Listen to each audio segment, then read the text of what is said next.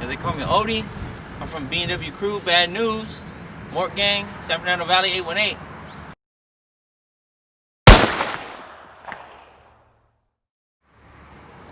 Well, as for me, I started doing graffiti when I was maybe 12, 13 years old, you know, but I didn't actually start taking it serious till maybe about 14, 15 is when I really started taking my graffiti career a little more serious and started to actually pursue it as a graffiti career, you know, not just like tagging and a bunch of little kid bullshit, you know. I really try to like take it serious, you know. So I would say 14, 15 years old, approximately. Well, okay, so I started 14, 15. I'm gonna say about 16 years now, going as hard as I can. I mean, there's a couple years I spent in jail and shit, so I wasn't really as active, but for the most part, I've definitely been like, I've been going hard I've been going hard every day for the last 16 years, to the best of my ability, for sure. Well, as for me, of course, my main influences were my brothers, you know. They really made me who I am today, you know what I mean? But as of like graffiti-wise, there's a lot of really big influence out there. Like my boy Prod's one. He had a really big influence on my life and my graffiti career. All the GNs, Realm, he's another one. He kind of opened my eyes to like a lot of positive, like actually doing really good graffiti and like learning how to just do it in like murals and productions and shit. So like I think Realm a lot. He showed me a lot. The boys from the squad, you know, just like younger crew members who like who were on the streets every night when I was out there painting, when I was out there just like getting it. Like for the most part, those are my boys. Like I definitely they're big influences on me for sure, you know. But anybody who was really killing it in the game during my career, like for the most part, those are influences. Like it could be everybody from the best graffiti artist to the notorious one. Like I could gain a little bit of influence off of everybody, and I try to, you know. So graffiti's graffiti, dog, and at the end of the day, I think it's influence in itself. So I just try it out, you know. Those are my main influences for the most part. Well, as for me, I grew up in Sylmar, you know. So I grew up with like the USCs, you know, it's across the street from San Fernando High School. That whole corner, that was really cool growing up. The BAMCs, man, they really put a big mark on the San Fernando Valley back when I was growing up, man. Of course, you had like what other ones would I say? The Folsom WPI. I haven't really seen them around much, but they've been killing it. THLs were another really good crew back in the days that I liked. Of course, you STPs, you know.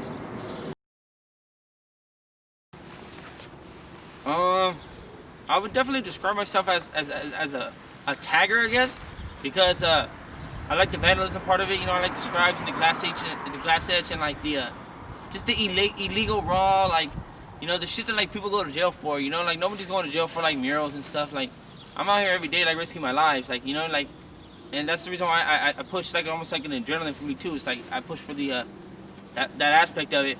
Although bomber, I like to think I can bomb. I like to think I can do some decent bombs, you know. So I try my best to like be a bomber.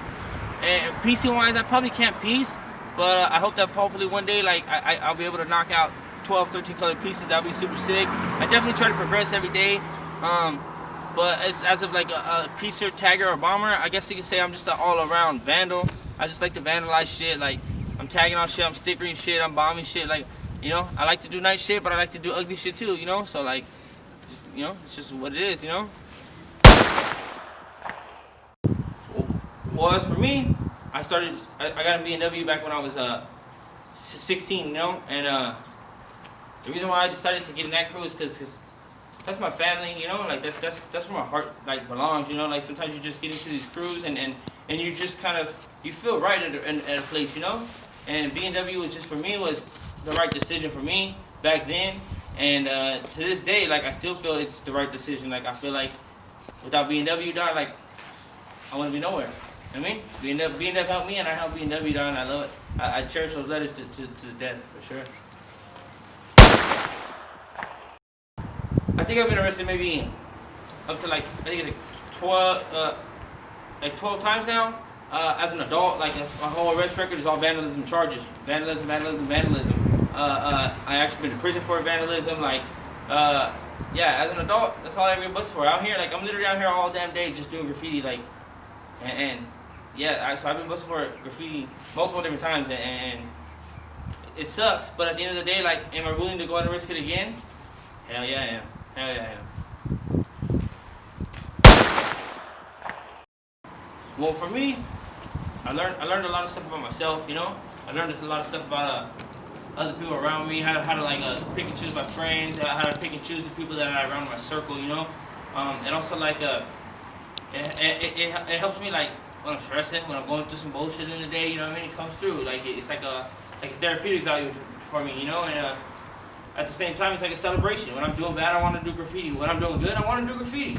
You know, like when I just got fired, I want to go bomb some shit. When I just got a new job, I want to go bomb some shit. Like at the end of the day, it has that same effect on me, and so it's done a lot to me. Like in a sense of like, it's just made me who I am today. You know, like and I really honestly I thank graffiti a lot, because at the end of the day, without them, I don't know where it would be really. Like without graffiti, bro, I don't know where it would be. Probably gangbanging somewhere, some bullshit. Like who knows? Who knows? You know, so I thank graffiti really. As for the graffiti game today, you can't knock it, bro. You really can't knock it. Like, there are a lot of people who get their fame off of Instagram, which back in the days there was no Instagram, and I'm sure there's a lot of older people back in the days who would like, who would speak up on this subject, you know. And like, I think that you can't knock it, bro. Like, unfortunately, like, yeah, we do have Instagram. Unfortunately, some people can go hit a couple bombs and get a little more fame than you, who've been doing this shit for years, and they just happen to have a little more fame than you. Like, you can't knock them for it, bro. At the end of the day, bro, it should just be a drive for you to just want to go harder, you know?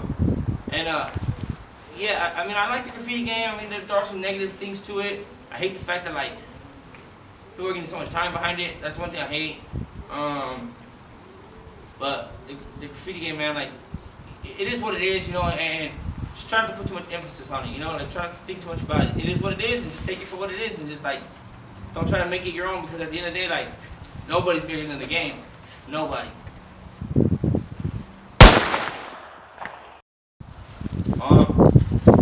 Okay, well, as for me, the street yard, like, it's a big history for me. Like, it's a part of the Sacramento Valley, like, graffiti yard world. Like, by all means, like, if you ain't involved in the street yard, you probably ain't really been involved in the graffiti. And, like, growing up, the street yard was the spots where all the BAMs had their productions right here. The BAMs would come right here, and they would just knock out whole walls, bro, and they would just, like, kill that shit. Like, I remember I came one year, and a while back, I came one year, and it was, like, the SPVs. This fool lurking, fool, he's killed it. He'd come right here and he'd be working. This fool lurking came, he did this one with like a girl face and a big dick, like nutting all over the girl's face. I always thought it was the sickest shit, bro. Like I remember like growing up, like damn. But yeah, bro, this shit's it's been a part of graffiti history for the valley, and like it continues. Like look at it, bro. Like I remember one time too, they had like houses built out of so much scrapped spray cans. They had like little spray cans, right? And they would have like walls set up right here of just stacks and stacks and stacks of empty spray cans, because all the spray cans were here. Like I guess the bums would come in there and they would make you little houses out of the spray cans. And that shit was cool. That shit was so cool. Like I remember like growing up, like thinking like, hell, if I was a bum, I want to live my life like that, you know? It's just shit. But I think there's a lot of people in the graffiti game that could say that it's definitely a historic mark for the Sacramento Valley graffiti community for sure.